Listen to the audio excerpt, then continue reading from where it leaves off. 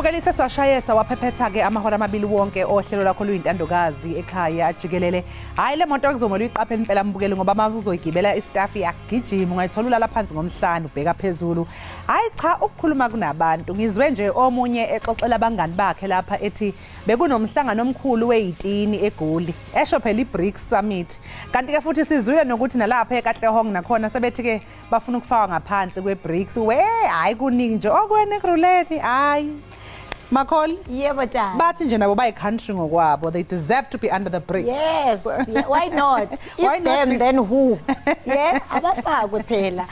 I guess mawethu ibenguphekupheko ke yalinganiswa yakhala yambomboloza zavuma zalili zihlwele. Kalomazi ke ndithi inkqubo ivumile into ethi ke necamagu liyavuma ngoba kalokho kuyiro ezimbini ezisele ngasemva senze esidume ngako sadidiyela sanphekela sanabela kulovimba wethu wendaba. Ngoku ke sijonge kuyiqukumbela inkqubo sinikhobisa ingakumbi kalokhu koko sithe sakushukuqa kwezi yure zidlulileyo. Isendimle ke ukholosa kalubisi nonkanyezi masichaye Uma yure.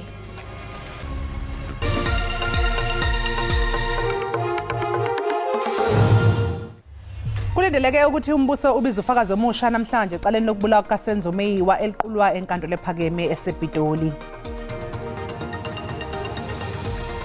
Umbutho EFF izakuthatha ingxelo yebhanki nguvimba yomzantsi Afrika ngephalaphala kuphononongo lwenkundla.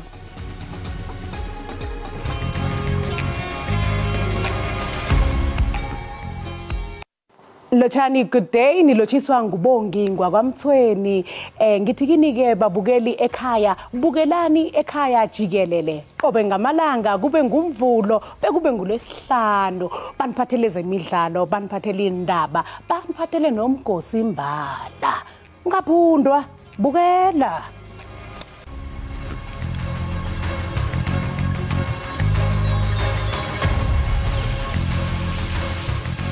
Kulindeleke ukuthi kwethule ufakazi omusha ecaleni lokubulawa kaSenzo Meyiwa uma seliqhubeka enkantolo ephakeme eSebhitoli khona namhlanje.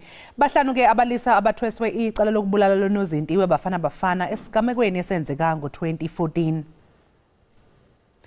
Ngolosihlanu lwedlule inkantolo yaziswe ukuthi sabe singavaliwe isikhwama okwabegcinwe kuso isibhamu esiyingxenye yobufakazi kuleli cala esatholakala kumsola wesithathu umthobisi Mncube ngonyaka u-2015. Ungoti ke ohlola ukuthi izibhamu zisebenze kuphi uKenel Mangena wathatha lesi sibhamu ngo-2020 lapho zigcinwa khona estation samaphoyisa. Ngaleso sikhathi uMncube wabeboshelwe icala elingahlobene nokubulawa kukaMeyiwa. Ummeli womsola wesihlanu advocate uZandile wakwamshololo utsheleke inkantolo ukuthi kuningi okwabe kungenzeka kulesi sibhamu phakathi ka-2015 sishaqwa nonyaka u-2020 lapho uKenel uMangena asithatha khona ukuyohlola ukuthi asikaze yini sisebenze kwezinye izigameko zokubulala. EFF izakuthatha ingxelo yebhanki nguvimba yomzantsi Afrika ngephalaphala kuphononongo lwenkundla.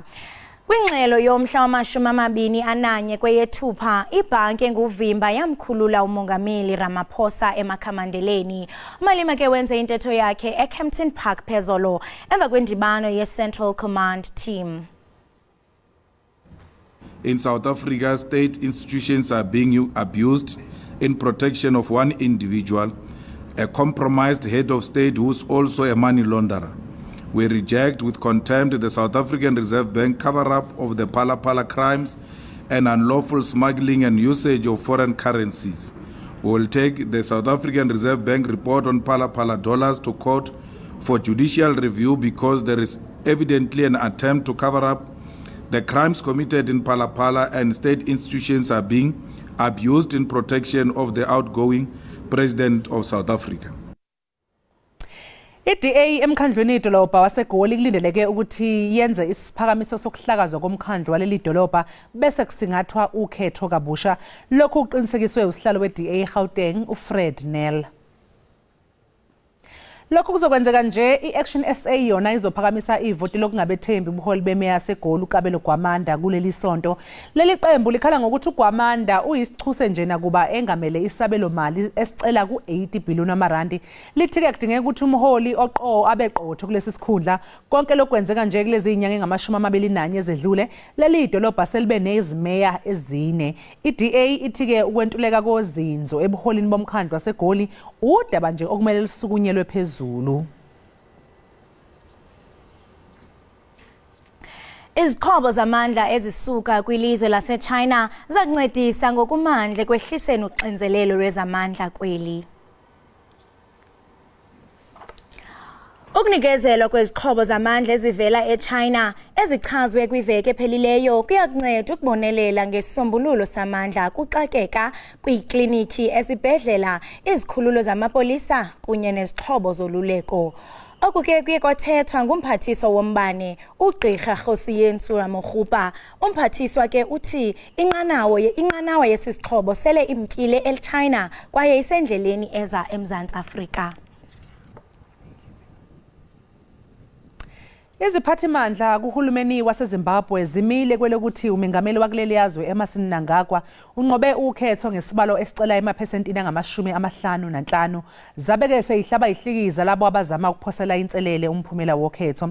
Umholi weqembu eliphikisayo kuleli yazwe uNelson Chamisa uchaze umphumela wokhetho njengembudane, wabalula-ke nanokuthi nezingqapheli zokhetho zifinyelele kumbono ofanayo. Mnangagwa ukhethwe ihlandla lesibili njengomengameli kulelizwe elingumakhelwane ngamavoti angu-52.6 amaphesenti, kanti-ke uChamisa ongumholi weqembu iCitizens Coalition for Change uthole amavoti angamaphesenti angu-44 embangweni wesikhundla sobumengameli.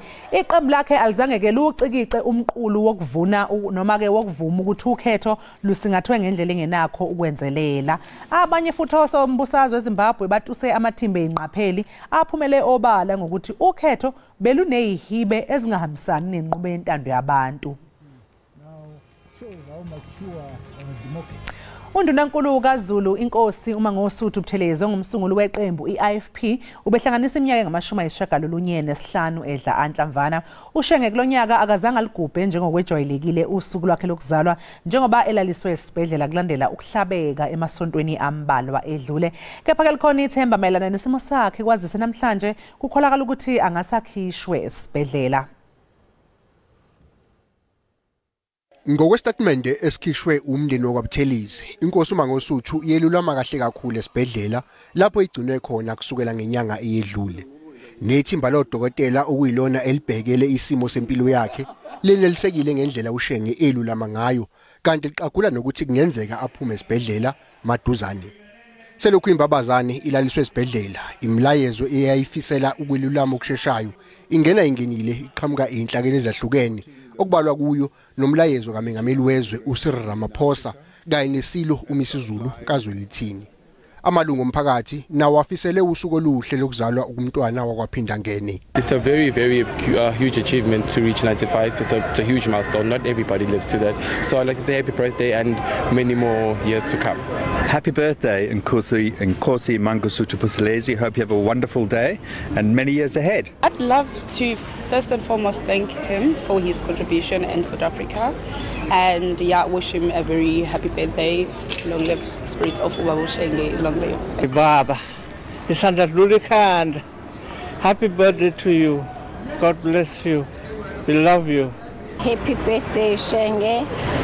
We love you. We've done all good things for us. Inkosi uMangosuthu Buthelezi ongumsunguli weqembu leIFP ngomunye oseneminyaka eminingi njengelungu lePhalamende likazwelonke selokhu wangena kulo emva kokhetho lokuqala lwentando yeningi ngo-1994. Shenge sokalisa sethembe ube nosuku oluhle lokuzalwa simfisele nokwelulama ngokushesha. Umbukela esinjike equnga sayitolo siyabuya emva komzuzwana.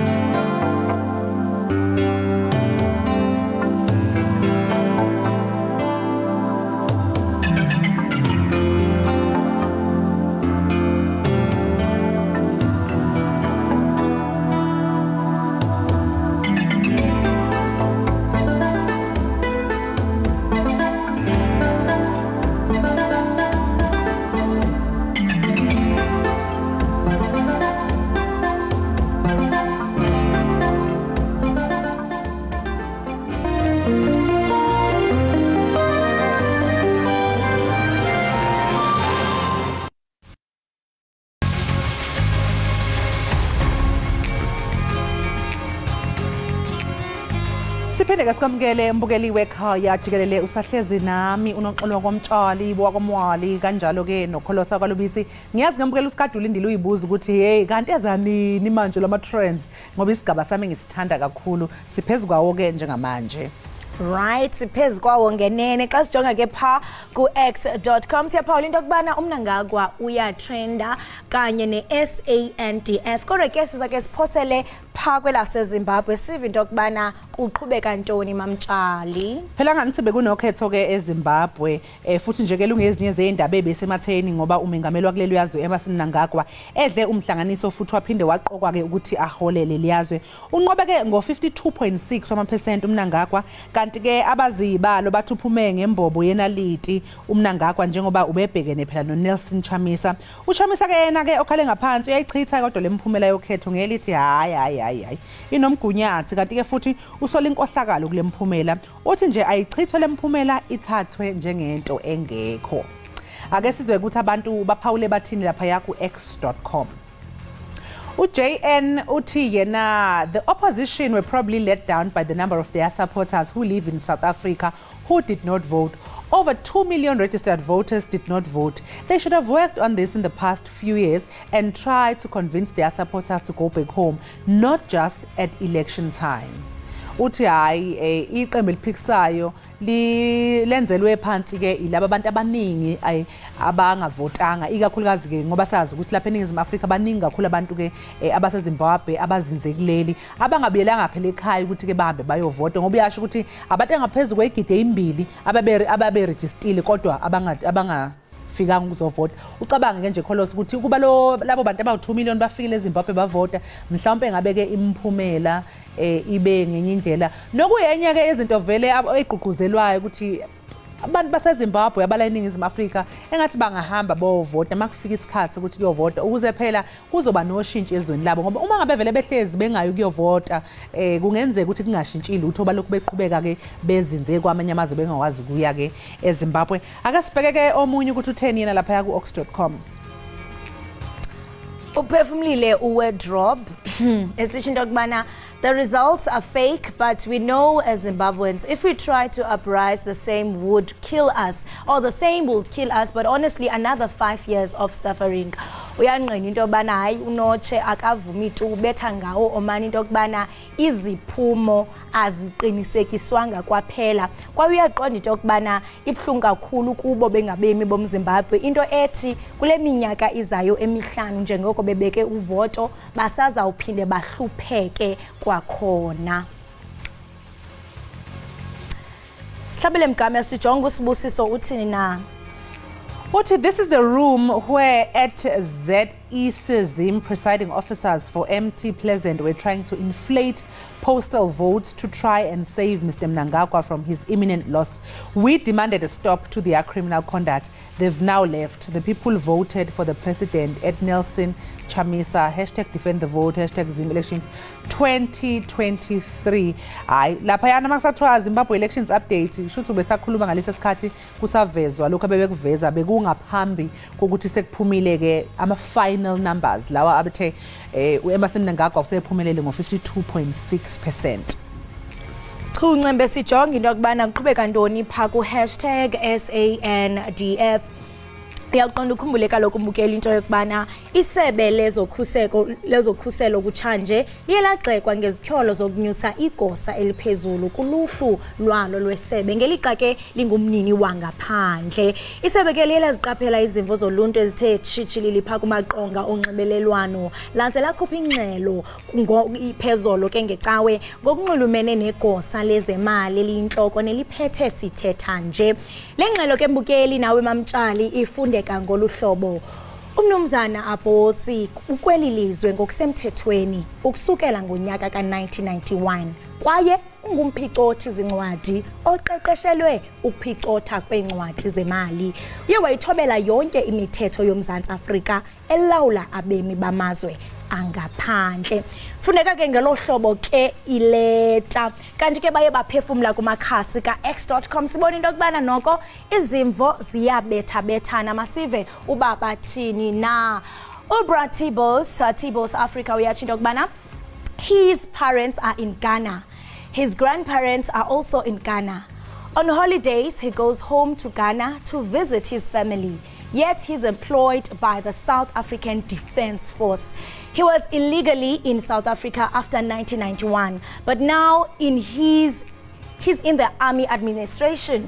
And yamona pha uBratibo into yokubana uyathandabuza into ethethwayo yokubana isebe lezokhuseko liyaxeka ngezityholo. Uyayithandabuza into yokubana ngenene ulapha eMzantsi Afrika ngokusemthethweni kuba uyatsho into yokubana abazali baseGhana okhokho nomakhulu bapha kwelaseGhana.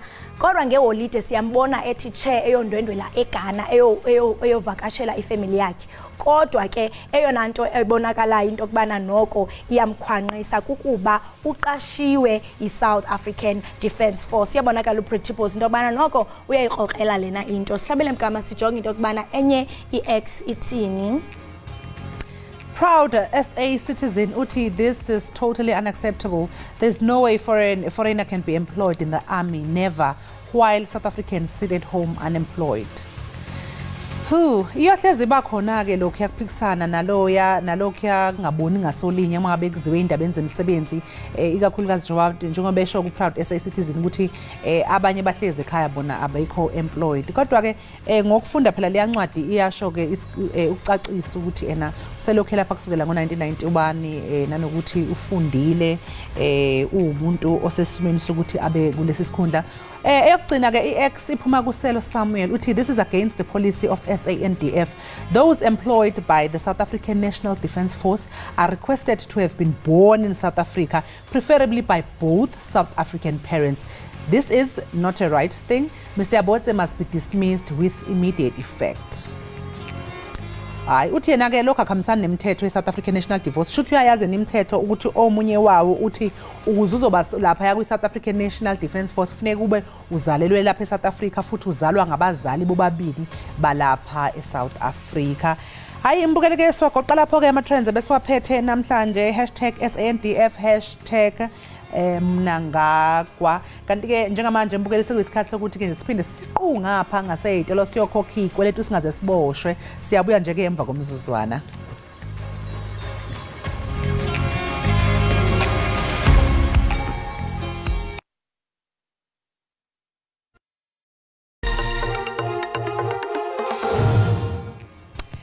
Mbukeli njengamanje ake sibheke ke yonke imiphumela yemidlalo yangempela sonto embangweni ke wesicoco se-DStv Premiership.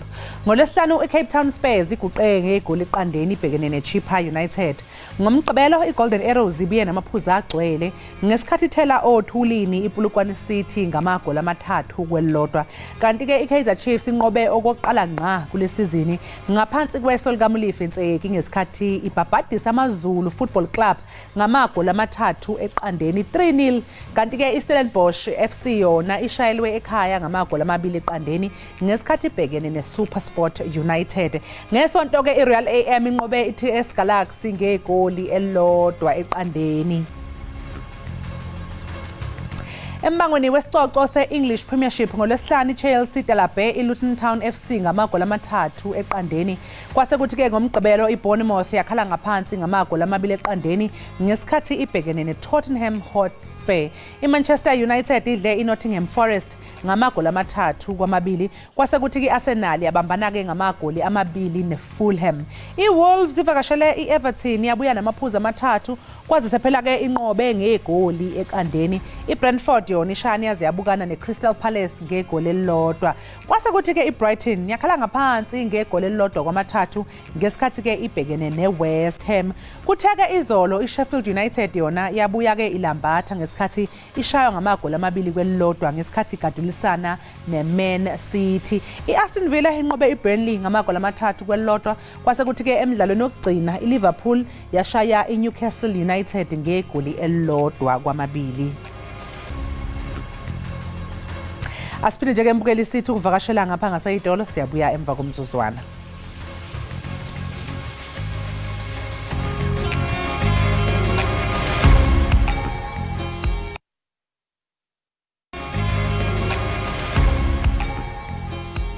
Siphinde sikubingelele mbukeli ekhaya Jikelele sibonga kakhulu ukuthi ke usahlezi nathi la ku DTT.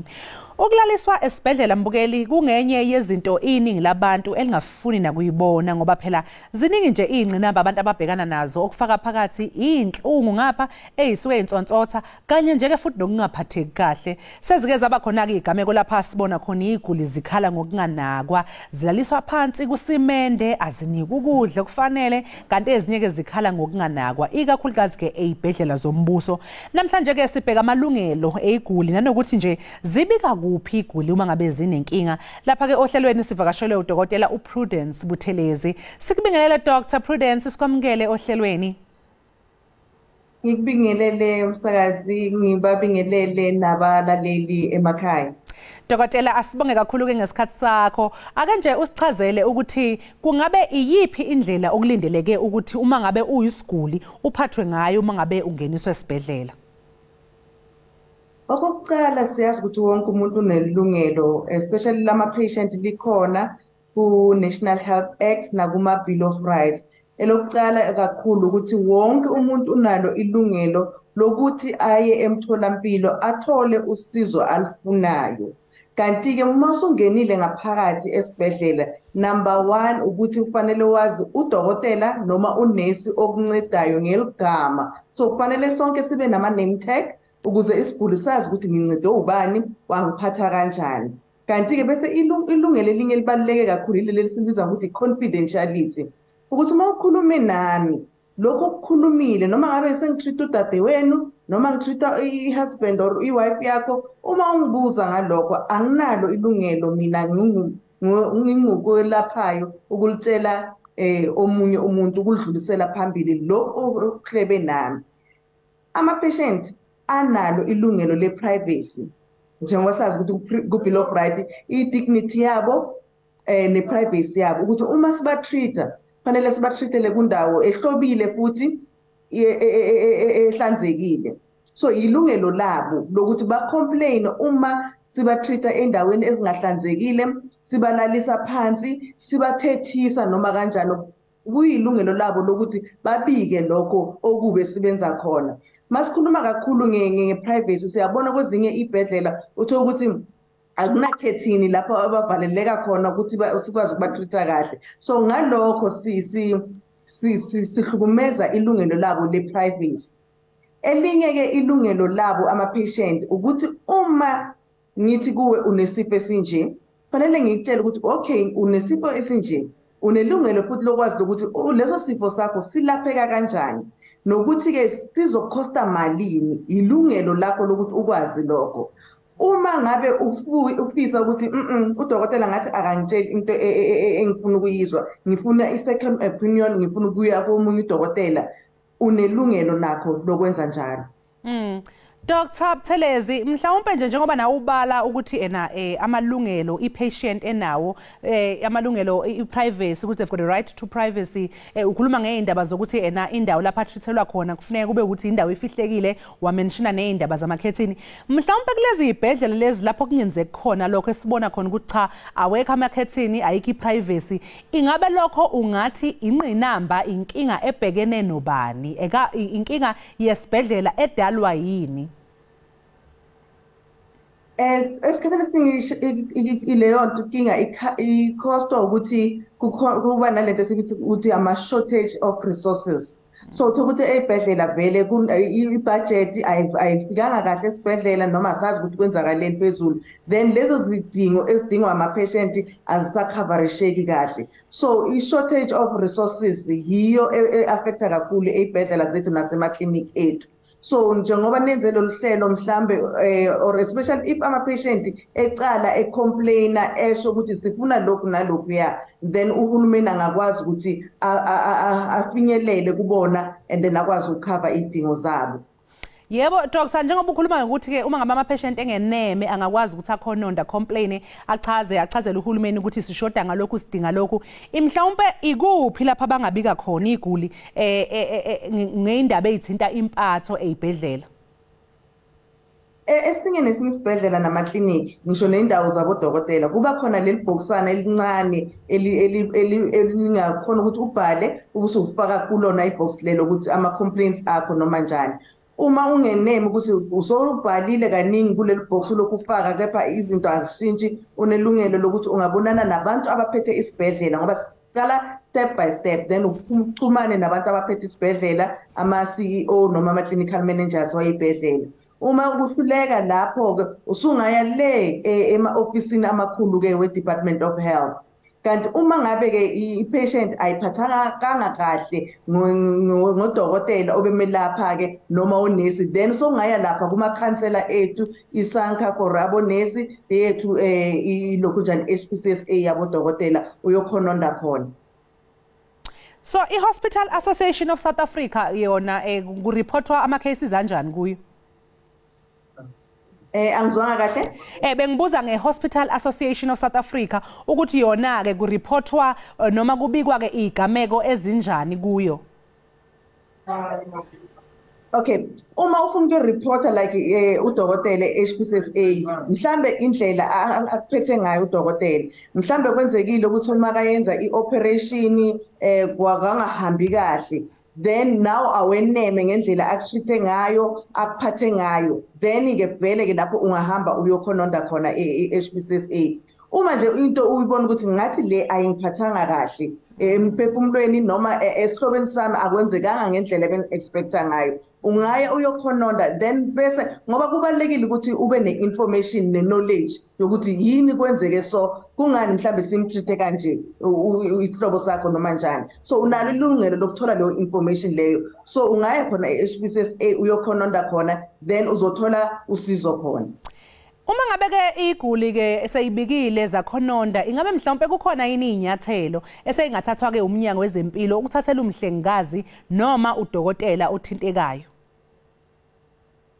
Yebo zikhona i-steps njengoba le HPCSA kuba khona ama-prelim lapho bodokotela babizwa khona babuza ukuthi into enje uyenzeke kanjani kuba khona ama-conduct inquiry uma suka lapho kube khona nokuthi mhlambe i-case leyo seyiya nase-court and then bese kuba khona-ke iy'nyathelo ezithathwayo mayelana nodokotela noma unesi obetreat-a i-patient ziba khona iy'nyathelo ezithathwayo.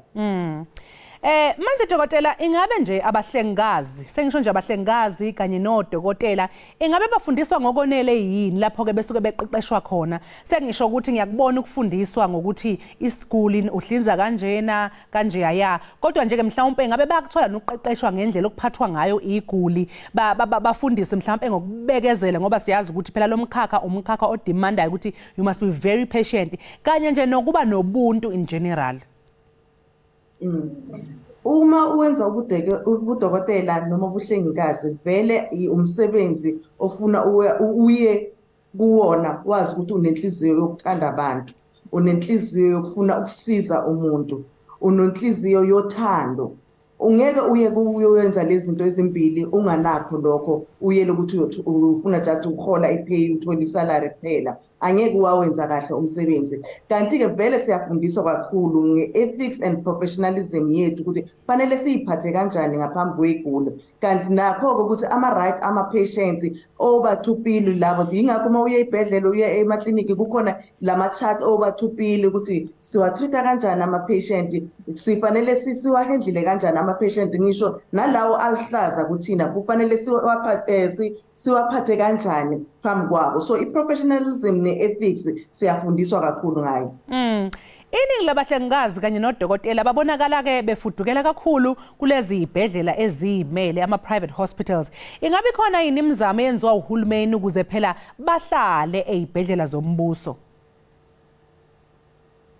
Siyabona njengoba kuzoza i-NHI ukuthi ugovernment wethu uyazilungiselela ukuthi naye ameshe istandard sawo ama-private hospital ukuze akwazi ukupha usizo kubantu abahluphekile the same treatment abayinidayo from ama-private hospital so uyazama kakhulu uhulumeni ukuthi a-reach istandard lesi esifunayo iguli kuma-public sector.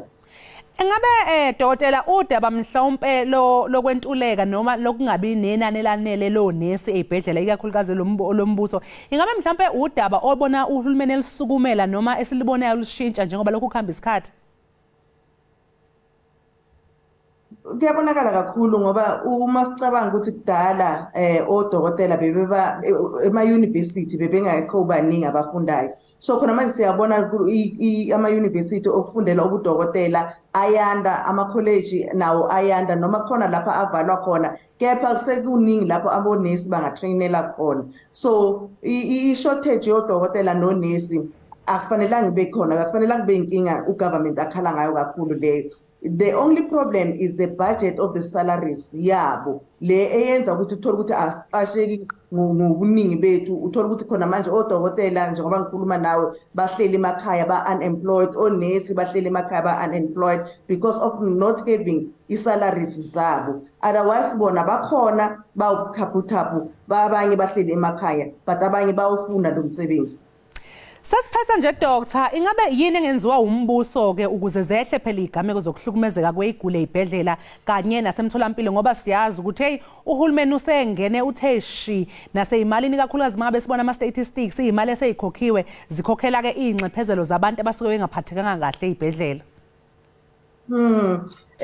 Iyo ke into engasiza kakhulu ukuthi kokucala siyazi ukuthi iziguli zivuka ekseni ngo4 zofola ebhedlela, uthi ukuthi sozincedakala ngo8 ngo3 thola ukuthi sekuyavalwa esibhedlela noma ngo4 sekufanele babuyele emuva abanye bangakathola usizo. The only solution lapho ukuthi akucasheke onesi abaningi, akucasheke odokotela abaningi. Uma ugovernment angayibamba nje lapho ukuthi istaff sakhe sibe enough for iguli, then konke lokhu kungagwemeka kahle kakhulu. Sibonga kakhulu ke doctor ngesikhathi sakho, sikufisela usuku oluhle. Lobo ke bukeli bekudokotela uPrudence Buthelezi besixoxisana naye nje mayelana nokuphatheka kweziguli ezibhedlela nanokuthi nawe embukeli ulapha ekhaya ungenza njani mangabe uyithola usesimweni lapho uvakashele khona esibhedlela wayithola usuyithola ungasaphatheki kahle. Njengamanje ke mbukela siqunga sayidolo siyabuya emva komzuzwana.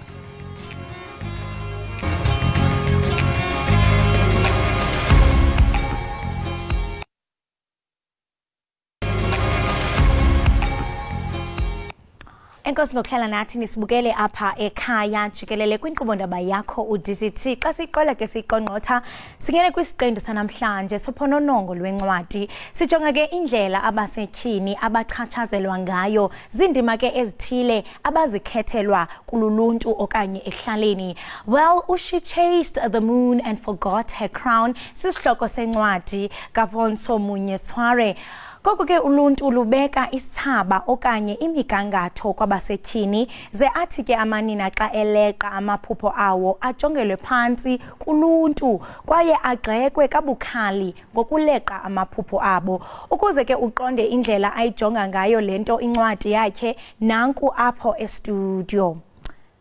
Masikubulise sikwamkele ekhaya jikelele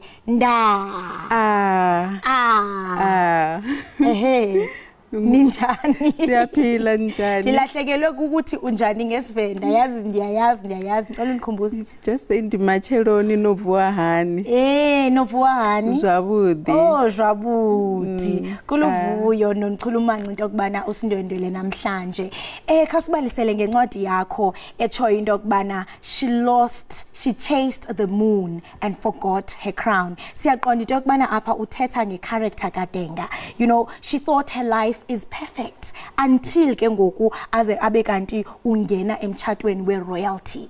How are you using this character to warn women against imiba efana no gender-based violence? Okay, so lencwadi lena it was inspired by uDenga ne. So uDenga is trying to teach people ukubana the importance of independence nokungadependi kubantu empilweni. So what she does is people view life yakhe perfect ngoba she's married into royalty. Kodwa yena akafili that way. Ufila ukuthi ufuna more. She wants more. She wants to live her own life. She wants to focus on her own dreams. So what the book is also teaching is that people can view your life as perfect from the outside. When you are inside, kodwa when you are burning. So she runs away from the village and goes into the city where she faces challenges, but she feels that she rather face those challenges because that is what she wants. She wants the real life and she wants her own life. She doesn't want to be covered into something that she is not. Wow, so we can say Udenga was trapped in societal expectations. Yes. And now that you mentioned that she flies to the city, leaving her husband behind to pursue amaphupho wakhe. But Sipaula, something Udenga ushiya nabantwana, of which I feel that was irresponsible. Do you share the same sentiments? You can judge it as irresponsible. We can all have our own view. But remember, she might die of depression if she sticks to what society expects her to do and not follow her dreams. It was very difficult and very emotional for Denga to leave her children behind. It was emotionally draining. She used to write about it and tell people about it, her family, to say that this is difficult, but she has a dream to achieve and she had goals to set. You know, when you have a dream and you have a passion, it drives you. And it will be able it surpasses any circumstances that you come across. So Denga overcame everything, the judgment and everything, to focus on her dream. And yeah, that is what we are trying to teach women to say. We are trying to empower women to say, let's be those kind of women who let's look up to Denga and not worry about society judging us and focus on our dreams and go after what we really want. You know, when you live a dream with passion, you will have a different view. Perspective from life. You will see that every day is worth living. Every day you just want to wake up and do something. And I want to encourage the young people to read this book and to go after their dreams and to really figure out what is it that they really love to do. Because if you can do what you love every day, you will never feel like you are working. Amazing work. And if we back in Japan, Udenga. Yes, I understand Udenga is going to the cities to pursue amaphupho wakhe, but kuna lantetho yesixhosa echo into kubana inimba iyasika njengomzali mhlambi noba ungadlula kobuphunzima kodwa inzala yakho noba you are going through depression kodwa uqonda bajonga abantwana bam ndizosokola nabo. But anyway, let's move on. Kwincwadi yakho, like you have mentioned, that you also encourage young women to pursue their dreams amid mhlambi into kubana umuntu usebenza u9 to 5. You are leaving that proof that possibilities are endless beyond your medical work, which is in nursing. Now you are passionate about storytelling. Why was it important for you to highlight indaba ukuthi mhlambi amanina bangajongi kuphela u9 to 5 but also bafumana into abayithandayo bayifezekise? It's very important. It's very important ukuthi after a 9 to 5 job you focus on yourself. Do something that enriches you, that empowers you. I'm telling you, you will have a different perspective on life. Noma we yoga, whatever it is that you like to do it. Focus on that thing, because like I'm saying, you will never work a day in your life. Mina ngaqala ukubhala ngine depression and it took me out of my depression. I'm a whole total different woman now compared to before. I've always loved literature, so I just thought, you know what, this is what I'm gonna use because this is what I'm given and this is what I'm passionate about. I can do this for free and I don't have to get money from it, just to empower and tell stories. So I'm trying to reach out to women out there, university students, the youth, anybody, any woman can read this book. I went on Saturday to the National Children's Theatre and we were reading the books to children of 5 to 15 years or from 3 years. Those children were attentive and were listening to the story of Denga, because Denga in the first few pages, she talks about her childhood, how she experienced everything, how she thought her life was perfect and it will always be perfect, you know. So I was relating with the children that when you are as young as you are, you believe and you think your life will always be like that. You must cherish every moment, because it is not, it will not be, one day you will look back and wish you could go back to your childhood and you will not be able to. So I was encouraging them to enjoy and appreciate who they are right now and enjoy each and every moment with their parents and play in the rain and dance in the sun, play with the mud, play with the insect, everything that they need to do, they must do. Amazing work that you do, and in nabo, I mean, you know what, especially they really lack role models. So for you to occupy that space, ubanikeze ithemba, it really does something remarkable ezimpilweni zabo. And I mean, you speak about passion, you know what, when you do something that you're passionate about, you'll never work a day in your life where you could do this storytelling for free.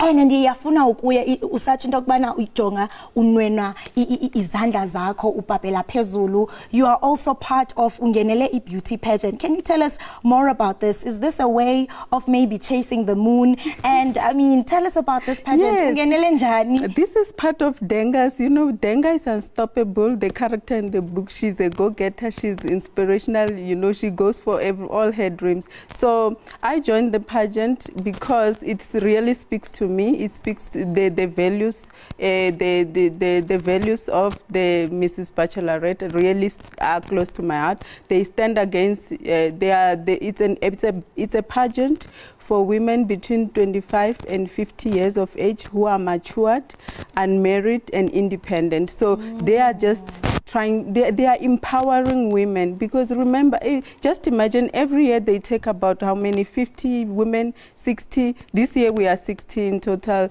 and you know, all of us, we are getting empowered by this event, because you come out a different person, you will never be the same person as you came in. You learn a lot, and yeah. Okay, it amazing work. Yes. Thank you so much for joining us. I mean, to learn about Udenga, who is really unstoppable and chasing after amaphupha wakhe noba mhlawumbe isociety ithini. Enkosi kakhulu, ndiyathemba nisafuna ingcombolo zokuba ifumaneka phi, kodwa mbukeli ndiqinisekile into yokubana xa ifuna is this the email so that ndibule. Yes, so mbukeli ndiyaqinisekisa into yokubana xa ufuna incwadi yakhe ungandwendwela kapha ikhasi elithi Christian Authority Services at yahoo.co.uk. Kanti masithi qhwi evenkileni mbukeli qiniseka uqusha lazi ubukele Ekhaya Jikelele.